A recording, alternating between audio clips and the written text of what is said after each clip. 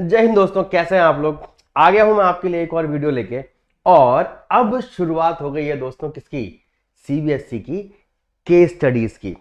भाई case study में बच्चे क्यों डरते हैं, वो सोचते हैं कि सर बहुत सारा पढ़ना पड़ेगा, पूरा 3 घंटा 2 घंटा 1.5 घंटा में तो पढ़ने में ही लग जाता है।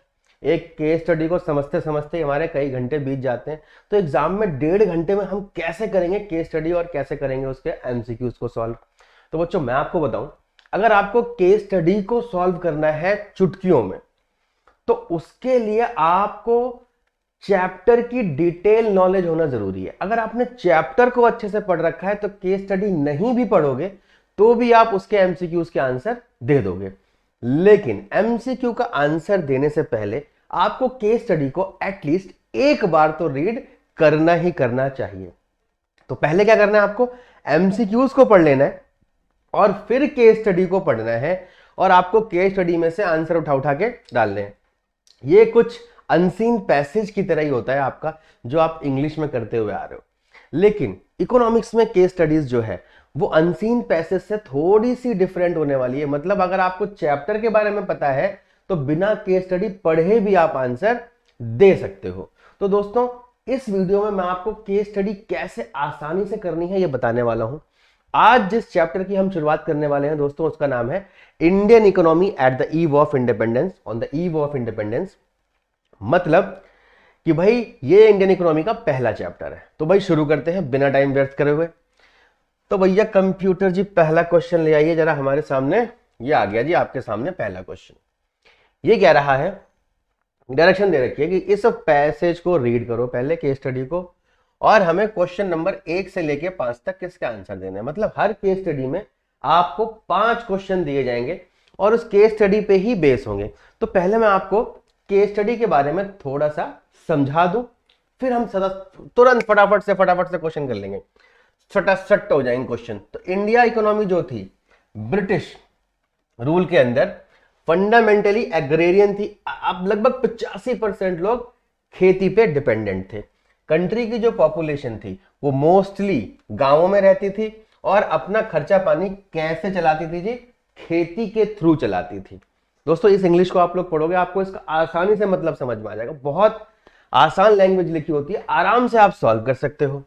लेकिन despite such a major occupation, बहुत ज्यादा एग्रीकल्चर एक्टिविटी होने के बाद भी it experienced frequent deterioration and stagnation. भाई इंडियन इकोनॉमी जो थी वो स्टैग्नेंट इकोनॉमी थी। स्टैग्नेंट का मतलब क्या हो गया कि ये विकास की दर जो थी इसकी बहुत लो थी, या विकास हो ही नहीं रहा था दोस्तों।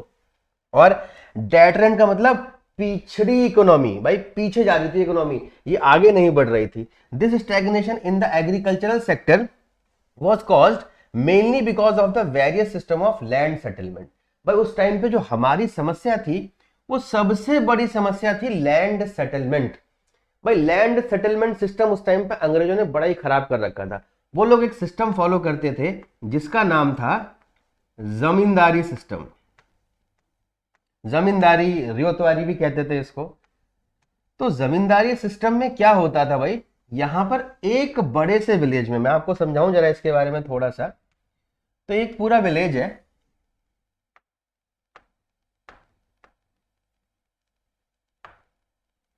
सपोज करो ये बड़ा सा गांव है, ये एक विलेज है। इस विलेज के अंदर एक जो आदमी होगा उसको ये जमींदार बना देंगे, हमारे मंगू चाचा। तो जो मंगू राम जी हैं ये बन गए इस गांव के जमींदार, और बाकी जितने छोटे मोटे लोग हैं वो बेचारे इनके अंडर में काम करने वाले हैं। जो इनकी चापलूसी करेगा वो खुश, और जो नहीं करेगा वो बदनाम और बर्बाद। तो इन मंगू जी को इस पूरे गांव का मालिक बना दिया, और इनसे कहा गया ये अंग्रेजी सरकार है, यहाँ अंग्रेजी सरकार है। इनने इनसे कहा भैया इन सब से क्या करो, इन सब से आप टैक्स वसूलो, अपने पूरे गांव वालों से आपको क्या करना है, टैक्स इकट्ठा करना है, और वो सारा टैक्स हमें आके आपको पे कर देना है। इसमें से हम कुछ पोर्शन आपको दे देंगे। अगर इसने कहा भाई ये सब तो हमारे गांव वाले लोग हैं, हम इनसे कैसे मजबूरी में टैक्स लें, ये तो फसल ही नहीं उगा पा रहे। तो उन्होंने कहा भैया ठीक है, फिर हम आपको जमींदारी से हटा देते हैं, हम इन भैया को जमींदारी पे लगा देते हैं, ये भी हमारे काम के आदमी है। तो जमींदार अपनी जमींदारी डरने के डर से, हटने के डर से क्या करते थे, इन लोगों से जबरदस्ती लगान वसूल करते थे और अंग्रेजों तक पहुंचाते थे। तो ये लैंड सेटलमेंट सिस्टम अंग्रेजों को किसान जो थे हमारे, उनको बहुत बर्बाद कर रहा था दोस्तों। तो ये हमारे एग्रीकल्चर सेक्टर और हमारी इंडियन इकोनॉमी के डाउन होने का सबसे मेन रीजन था भाई। They were introduced by the colonial government. ये सारा का सारा लैंड सेटलमेंट सिस्टम पहले भारत में नहीं होता था। ये सारा का सारा किसने इकट्ठा करा भाई, जो अंग्रेज आए वो हमें दान में देगा इस सिस्टम को। और क्या लिखा हुआ है केस स्टडी के बारे में, आगे थोड़ी सी डिटेल और दे रखी है। ये कह रहा है कि जो एग्रीकल्चर की प्रोडक्टिविटी वो बहुत कम थी, बिल्कुल सही बात है। प्रोडक्शन ऑफ फूड क्रॉप्स, जो हम खाने वाने की जो क्रॉप्स उगाते थे, अंग्रेजों के आने से पहले हम सेल्फ सफिशिएंट इकोनॉमी थे, सब खेती करना जानते थे और अपना खाना खुद उगा सकते थे। बहुत कम ऐसा सेक्शन था जो दूसरों पर डिपेंडेंट था, बाकी लोग अपना खुद ही फूड सफिशिएंसी में चलता था हमारा देश। However reliable evidence of relatively high yield cash crops across different parts of the country due to commercialisation of agriculture. अब कह रहा है अंग्रेजों ने एक तो पॉइंट क्या दिया इसमें, लैंड सेटलमेंट सिस्टम। दूसरी कमी क्या दे रखी है कि इन्होंने क्या करा भाई, इन्होंने कैश क्रॉप्स को इंट्रोड्यूस करा। कैश क्रॉप्स ऐसी क्रॉप्स होती हैं दोस्तों ये जिनको आसानी से बेचा जा सकता है, जिनको ज्यादा प्रोसेसिंग करने की जरूरत नहीं पड़ेगी और इनके दाम अच्छे मिलते हैं। इनको खाया तो नहीं जा सकता लेकिन इनको आसानी से सेल कर सकते हैं, बेच सकते हैं, जैसे कि इंडिगो हो गया, जूट हो गया, गन्ना हो गया। अच्छा जी, but this could hardly help farmer in improving their economic condition. भाई कैश क्रॉप्स महंगी तो होती हैं, अच्छी तो बिकती हैं, लेकिन अगर उनसे जो सामान बनने वाला है उस सामान को बना के बेचा जाए। बट अंग्रेजों ने तो इंडिया में इंडस्ट्री डेवलप ही नहीं करी थी भाई, सब खेल गए थे इंडिया के साथ। 200 साल इन्होंने इंडिया का बहुत बुरा हाल करा है। तो फार्मर्स को लगा कि हम कैश क्रॉप्स बनाएंगे, ये तो अच्छे दाम में बिकती है, पैसा मिलेगा, बट ऐसा नहीं हुआ एक्चुअल में। इनकी स्थिति और खराब हो गई। कैश क्रॉप तो जो पैसा मिल रहा था वो सफिशिएंट नहीं था और फूड क्रॉप उन्होंने उगाई नहीं, तो भैया भूखे मरो। अच्छा जी, instead of producing food crops now they were producing cash crops which were to be ultimately used by British industries back home। भाई ये वाली जो है ब्रिटिश इंडस्ट्रीज अपने लिए एज अ रॉ मटेरियल इस्तेमाल कर रहे थे इनकी कैश क्रॉप्स का। Despite some progress made in irrigation, India agriculture was starved of investment and terracing, flood control, drainage, दुनिया भर की समस्याएं, सब कुछ लिखा हुआ है। कह रहा थोड़ा बहुत इरिगेशन सुधार दिया अंग्रेजों ने जिससे उनका काम चल जाए, बाकी इंडिया में और कोई डेवलपमेंट उन लोगों ने नहीं किया।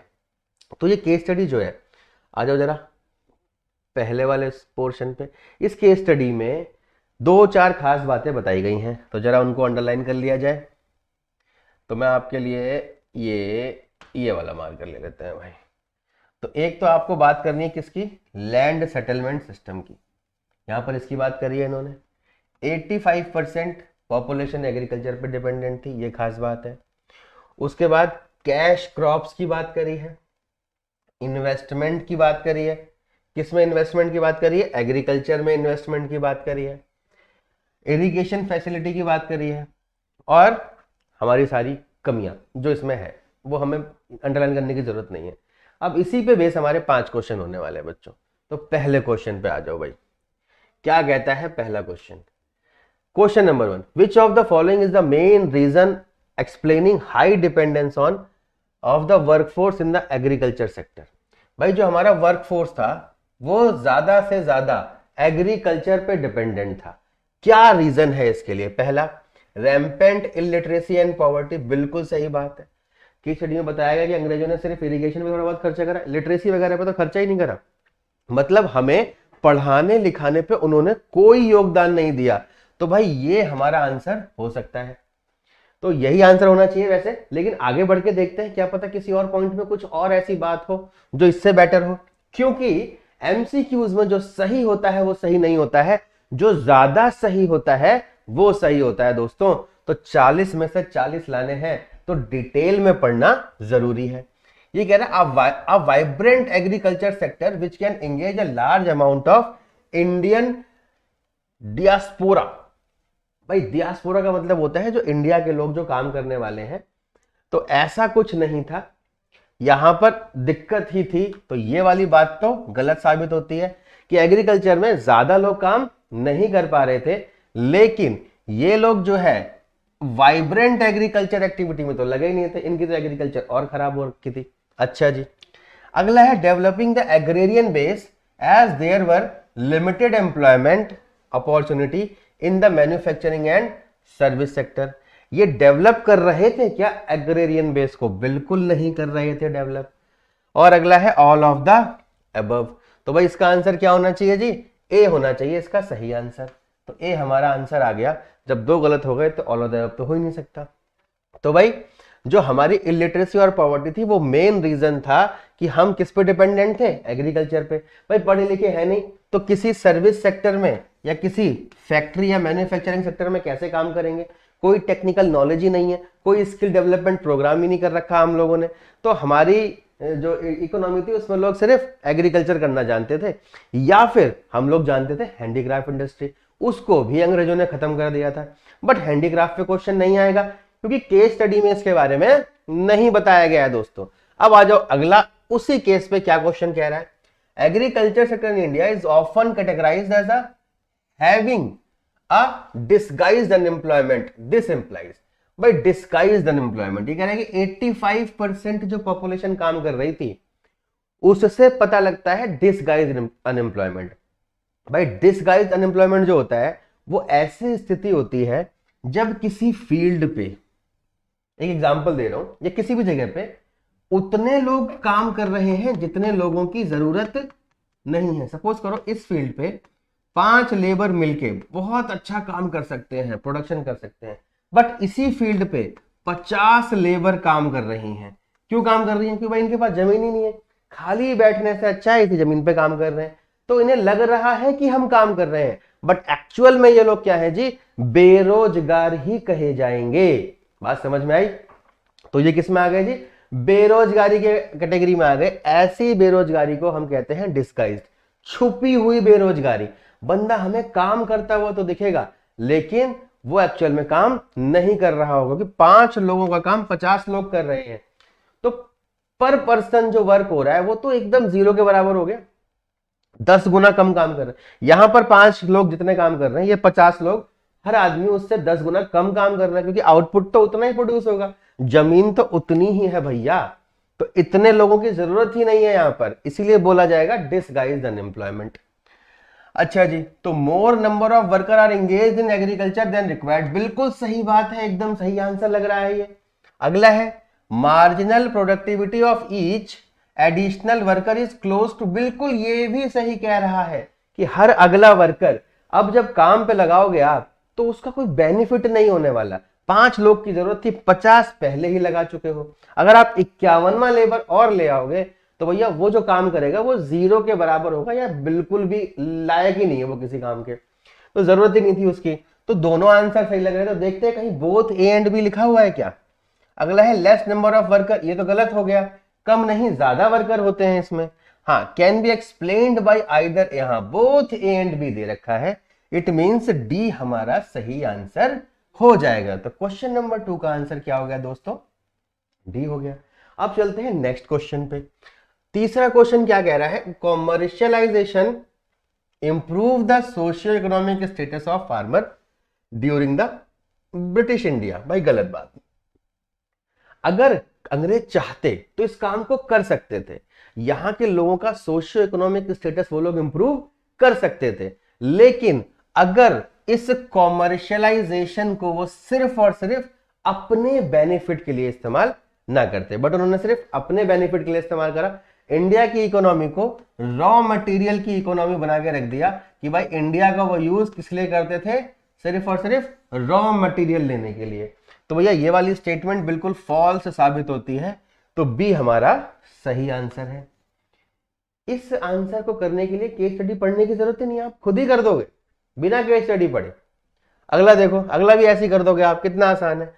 The main reason for stagnation of Indian agriculture during colonial. हाँ जी बिल्कुल, देखो ये कितना आसान क्वेश्चन दे दिया उसी केस स्टडी पे कि भाई जो हमारी इंडियन एग्रीकल्चर थी उस पीरियड में वो बहुत खराब थी, स्टैग्नेंट थी। उसका मेन रीजन क्या था दोस्तों? ये तो रहा आंसर आपके सामने, लैंड सेटलमेंट सिस्टम।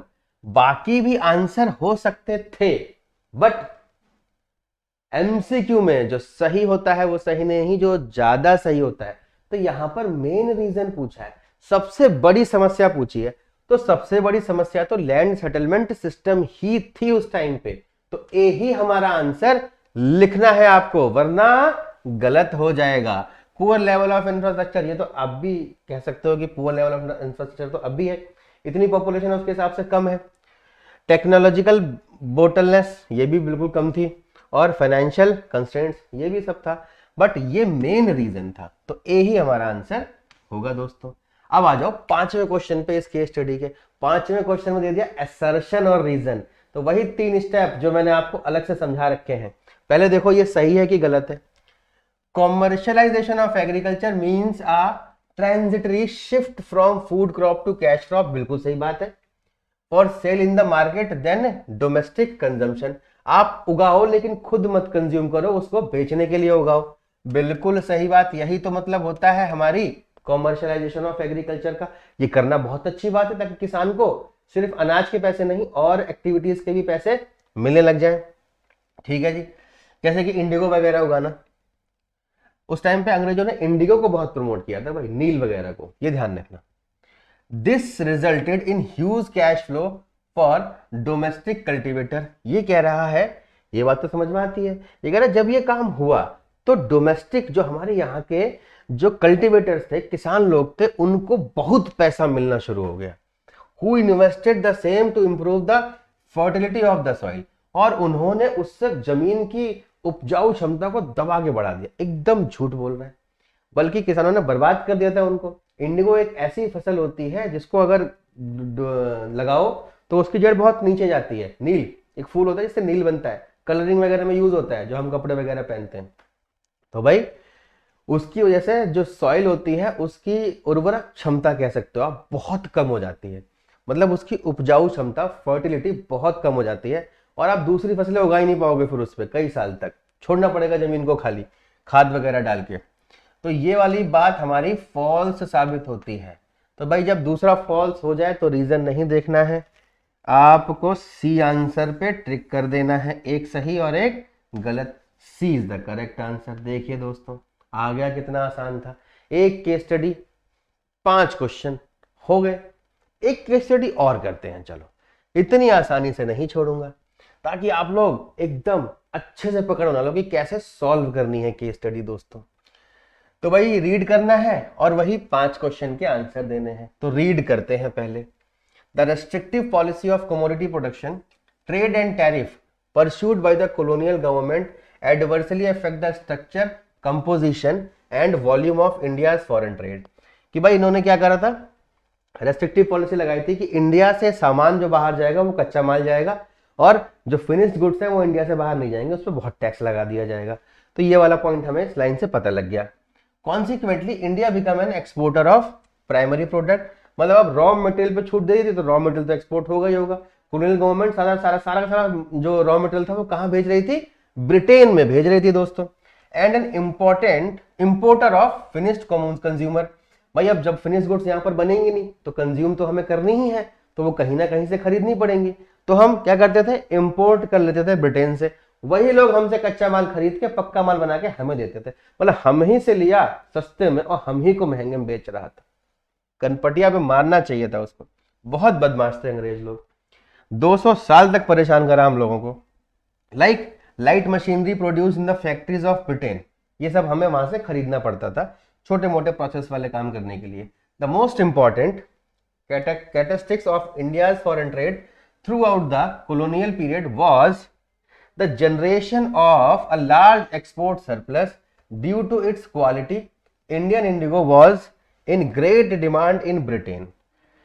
तो बता रहा है कि इनकी रॉ मटेरियल की क्वालिटी इतनी ज्यादा थी कि ब्रिटेन में इसकी बहुत डिमांड हो रही थी दोस्तों। आप चाहो तो स्क्रीनशॉट ले सकते हो इसका, मैं थोड़ा सा हट जाता हूं स्क्रीन से ताकि आप इसको रीड कर सको।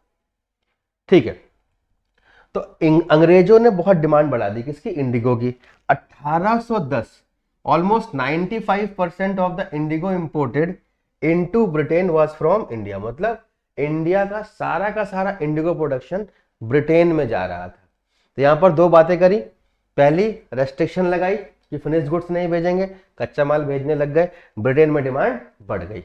अच्छा जी, अगली लाइनें क्या कहती हैं इसकी, Indigo production become a very profitable business, बहुत पैसा कमाते थे लोग इसमें। तो जो इंडिया में रहने वाले ब्रिटिशर्स थे, बिकम इंडिगो प्लांटर, वो क्या बन गए, इंडिगो की खेती करवाने वाले लोग बन गए, क्योंकि ब्रिटेन में उसका पैसा मिल रहा था अच्छा खासा। They advance loan to peasants at high rate, ये जो किसान वगैरह होते थे बेचारे गरीब, उनको महंगे में लोन देते थे और उनसे कहते थे कि भाई आप अपनी कम से कम 25% जमीन पे, मतलब 1/4 जमीन पे आप नील ही उगाओगे, वरना जमीन छीन लेंगे तुमसे। दे paid a low price for the Indigo, और उस नील के लिए बहुत सस्ता, बहुत कम प्राइस देते थे उनको, और उनसे लोन पे इंटरेस्ट बहुत सारा चार्ज करते थे। As the indigo plants had deep roots, it exhausted the soil fertility and the land become unfit for rice cultivation. और जब ऐसा हो जाता तो फिर उस पर चावल उगना बंद हो गया, क्योंकि खेत जो है वो खराब हो जाएगा। तो मतलब डबल डबल, एक तो कम पैसा दे रहे थे, ऊपर से चावल की खेती ऐसी खेती करवा रहे थे कि चावल भी ना उगा पाए हम लोग। तो नील से बड़ा नुकसान हो रहा था किसानों का। तो भाई अंग्रेजों का तो फायदा हो रहा था, लेकिन किसानों का नुकसान हो रहा था। तो कुछ पॉइंट हमें पता लग गए इसमें से। नील के ऊपर बात करी गई है, टैरिफ के ऊपर बात करी गई है, फोर्स्ड एग्रीकल्चर के ऊपर बात करी गई है, लोन के ऊपर बात करी गई है। बस इतनी 3-4 बातें हैं, इसी से हमारे 5 क्वेश्चन सॉल्व हो जाएंगे। देखो जरा, पहला question, what was the treatment given by the indigo planters to the peasants? क्या ट्रीटमेंट दी गई थी इंडिगो प्लांटर्स ने अपने गरीब किसानों को? They were paid low price for growing indigo, बिल्कुल ये तो कराई था, सस्ते में खरीद रहे थे उनसे। देवर गिवन सपोर्ट, नहीं जी कोई सपोर्ट नहीं दी गई थी। सपोर्ट कहां दे रहे थे, वो तो बर्बाद कर रहे थे उनको। तो ये वाला आंसर नहीं हो सकता। Advancement of loan at a lower, भाई लोन तो दे रहे थे बट लोअर नहीं, हायर रेट ऑफ इंटरेस्ट था, ये भी आंसर नहीं हो सकता। पीजेंट्स वॉलंटरीली एग्री, वो अपनी मर्जी से एग्री थे, बिल्कुल नहीं, अपनी मर्जी से कोई भी अपने खेत में से अनाज को छोड़ के दूसरी चीजें नहीं उगाएगा। अगर उसे फायदा हो रहा होगा बहुत ज्यादा तभी वो उस तरफ जाएगा, बट यहां तो फायदा भी नहीं था, मजबूरी थी। तो बच्चों ए इज द करेक्ट आंसर। आप लोगों ने कितनी आसानी से आंसर बता दिया। तो आंसर केस स्टडी में ही मिल गया आपको, बस एक बार रीड करा, आंसर कदमों में। अगला क्वेश्चन देखो बच्चों, असर्शन और रीजन, मुझे बहुत प्यारा लगता है ये, क्योंकि बहुत आसान टेक्निक है हमारे पास इसको करने की। India's foreign trade maintain an export surplus, ये कह रहा है कि इंडिया में एक्सपोर्ट ज्यादा हो रहा था। तो बिल्कुल एग्री कर रहे हैं हम, एक्सपोर्ट ज्यादा हो रहा था, लेकिन एक्सपोर्ट जो हो रहा था ना वो रॉ मटेरियल का हो रहा था, फिनिश्ड गुड्स का नहीं हो रहा था दोस्तों। Through out the colonial period but it did not benefit the domestic economy, बिल्कुल सही कह रहा है, बिल्कुल एकदम सच बोल रहा है कि एक्सपोर्ट तो ज्यादा था बट डोमेस्टिक इकोनॉमी को बेनिफिट नहीं हो रहा था, ब्रिटेन की इकोनॉमी को बेनिफिट हो रहा था। 16 आने सच बात है भाई।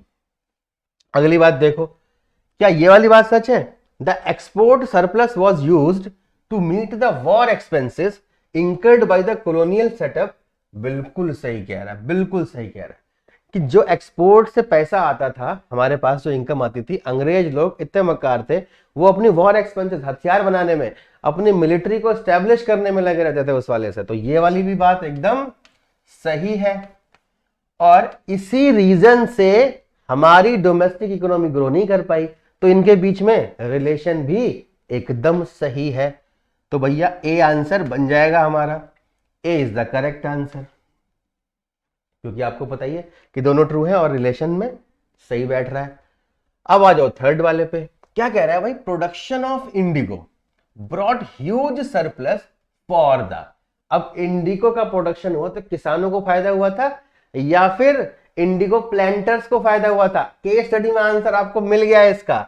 जी हाँ दोस्तों, आंसर क्या होगा इसका? B is the correct answer.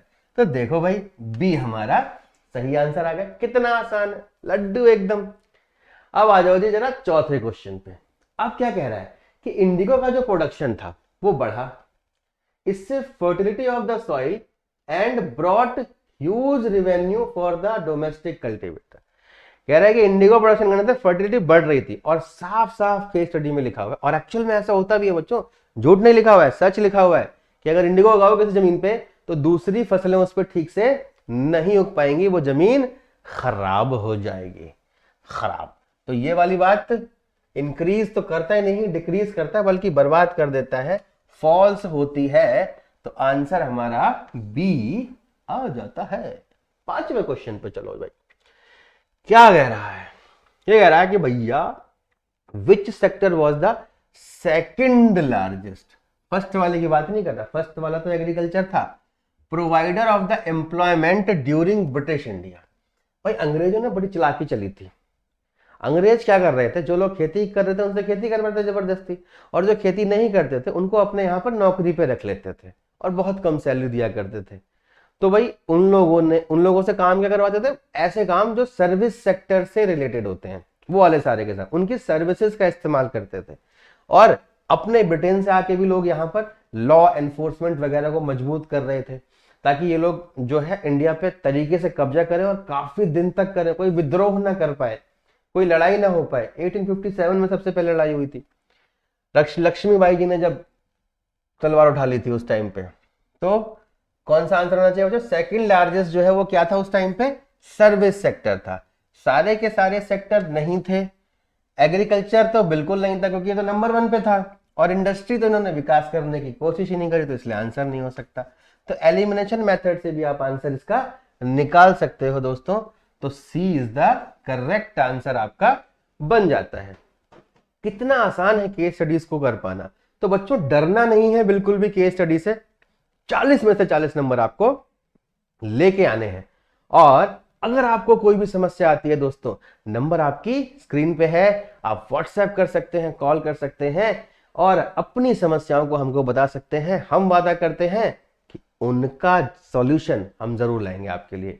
तो भैया वीडियो अगर अच्छी लगी है तो सब्सक्राइब कर दीजिए और लाइक और शेयर करना बिल्कुल ना भूलिएगा। थैंक यू दोस्तों।